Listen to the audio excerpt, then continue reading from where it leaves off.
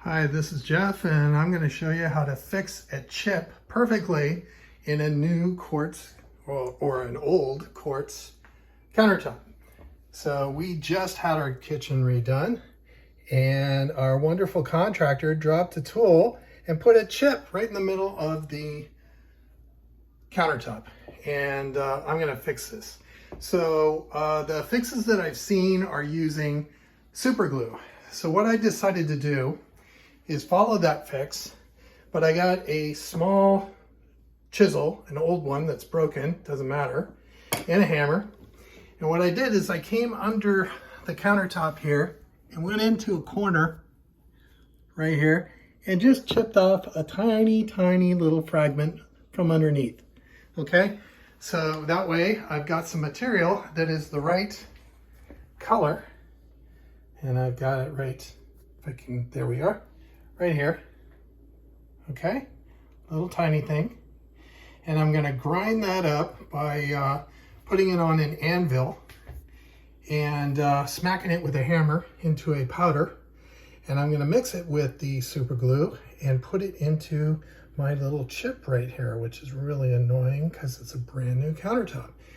And since the contractor's no longer here, I can't blame him for it. So let's get started. Okay, here I am in my dirty garage. I have taken that little speck that I chipped off right there, put it into a little sandwich baggie so that when I pulverize it on this anvil with a hammer, it stays in one place. Good. There we go. And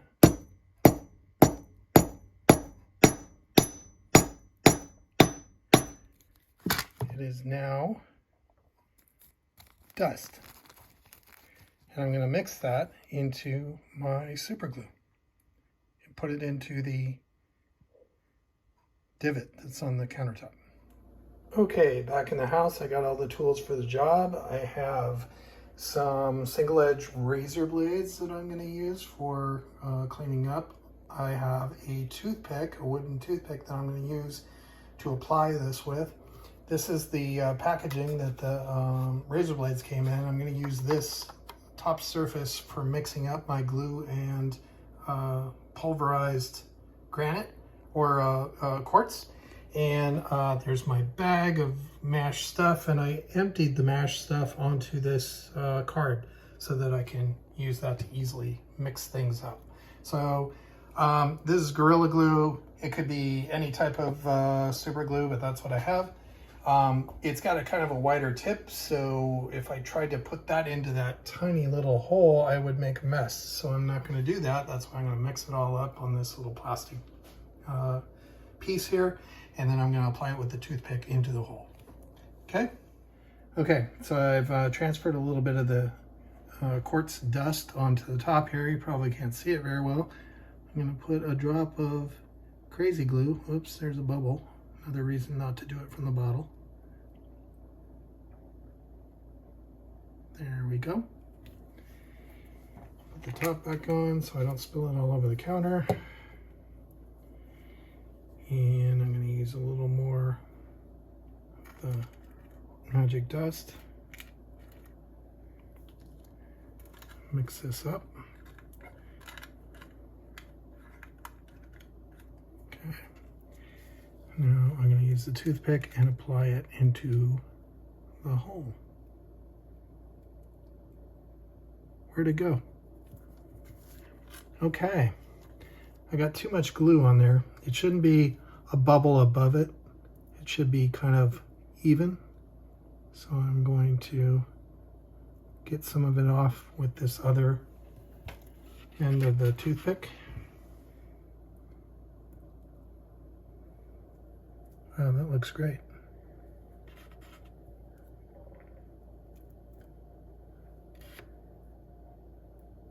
Okay, smooth that out a little bit.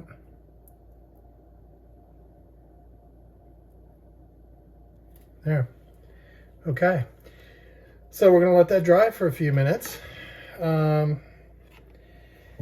Says it takes, what's it take? 10 to 45 seconds for a bond, but then it's not supposed to be 24 hours for a full cure.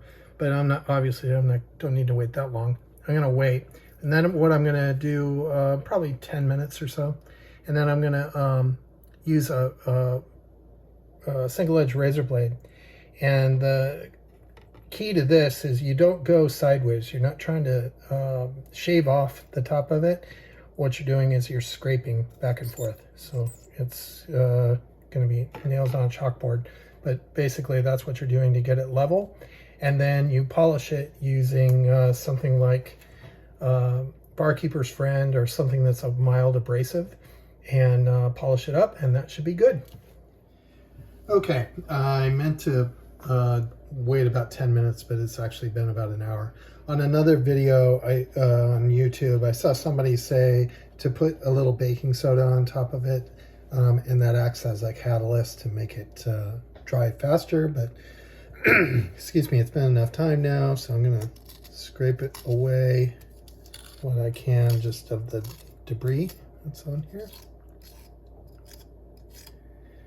Okay, and now I'm going to use the top edge of the razor blade and just scrape away at it. Doing this instead of going sideways, like slicing it. We're doing this to get it as smooth as possible, and then we're going to finish it up using some Barkeeper's Friend, which is a mild abrasive. So I'm going to do this for a while, and we'll come back after it's done. Okay, so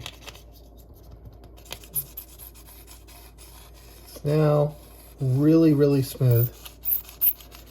Still hear a little bit of it. So, okay, that's about as far as I can get with the razor blade.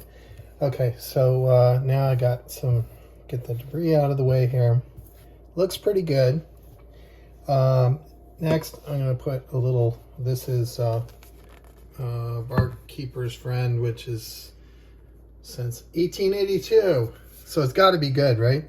So put a little bit of this on there. I got a damp cloth. Let me get a little water over it.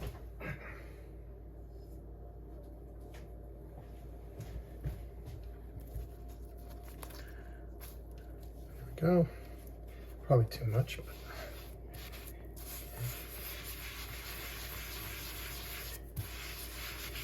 it's just kind of a little paste. It's kind of like Comet or Ajax or whatever. And polish it up really good.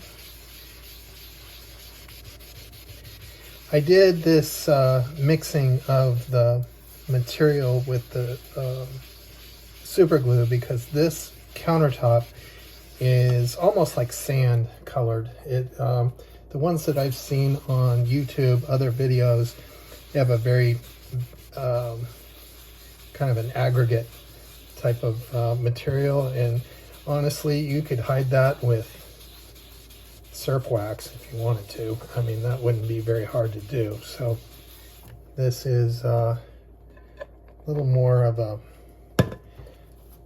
surface where a nick is really going to show.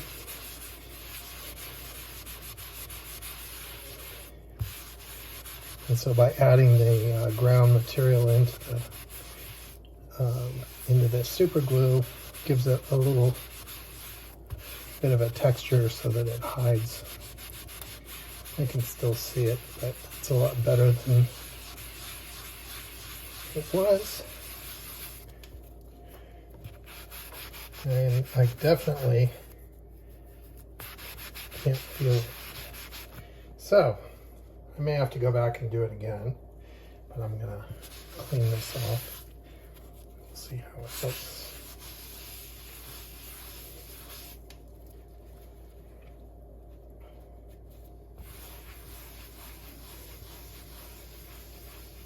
There we go. And we'll let it dry. Fit with the paper towel.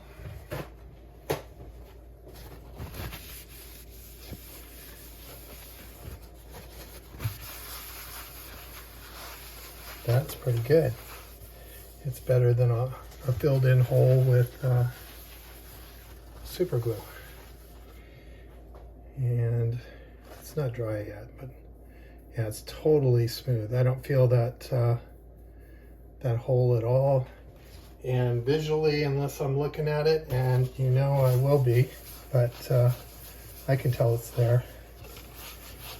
But I think that looks pretty good. So I hope this helps you, and you're able to do this for your own counters. Thanks, bye.